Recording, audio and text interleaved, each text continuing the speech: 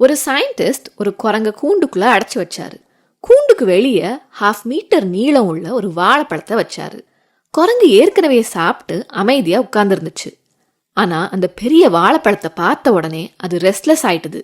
அந்த அழகான பெரிய பழத்தை உற்று பார்த்துச்சு. அதுக்கப்புறம் தன்னுடைய கையில இருந்த சின்ன வாழைப்பழத்தை பார்த்துச்சு. அதுல கருப்பு புள்ளிங்க இருந்துச்சு. குரங்குக்கு தான் கையில இருந்த பழத்தை பார்க்கவே பிடிக்கல. அதை தூக்கி போட்டுச்சு. அந்த நேரத்துல இருந்து குரங்கு பைத்தியம் பிடிச்ச மாதிரி ஆயிட்டுது. தினமும் ஃப்ரெஷ் பனானாஸை அதோட கேஜுக்குள்ள போடுவாங்க. ஆனா குரங்கு அந்த பழங்களை ஸ்மெல் பண்ணி கூட பார்க்கல. எல்லா ஃப்ரூட்ஸையும் ஒரு ஓரமா ஒதுக்கி வச்சுது. அந்த குரங்கு டே அண்ட் நைட் தான் இருந்த கேஜுக்குள்ள இருந்து அந்த பெரிய பழத்தையே பார்த்துக்கிட்டு இருந்துச்சு. கை நீட்டி அதை எடுக்க ட்ரை பண்ணிக்கிட்டே இருந்துச்சு. அதால அதை தொடக்கூட முடியல.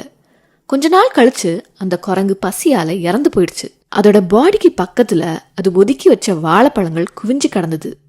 ஆனா கூண்டுக்கு வெளியே இருந்த அந்த மிகப்பெரிய வாழைப்பழம் ஒரு பிளாஸ்டிக் பொம்மை தான்.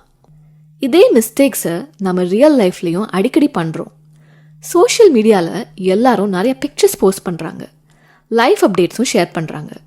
இதெல்லாம் பார்த்து அவங்க லக்ஸூரியஸ் லைஃப் வாழ்றாங்கன்னு நம்ம நினைக்கிறோம். அவங்க லைஃப் நமக்கு அட்ராக்டிவா தோணுது. அதை பார்த்த பிறகு நம்ம லைஃப் நமக்கு பிடிக்காம போகுது. நம்ம வாழ்க்கையோட வேல்யூ நமக்கு தெரியாம போகுது. ஸ்கிரீன்ல பார்க்குற இந்த லைஃப் வெறும் எடிட்டிங் தான். அது பிளாஸ்டிக் வாழைப்பழம் மாதிரி உண்மை இல்லை. உண்மையான பீஸ் அண்ட் வெல்த் சிம்பிள் லைஃப்ல தான் இருக்குதுங்கிறத நல்ல ஞாபகத்துல வச்சுக்கோங்க. அவன் அவன் தன் தன் சுய கிரியையை சோதித்து பார்க்க கடவன்.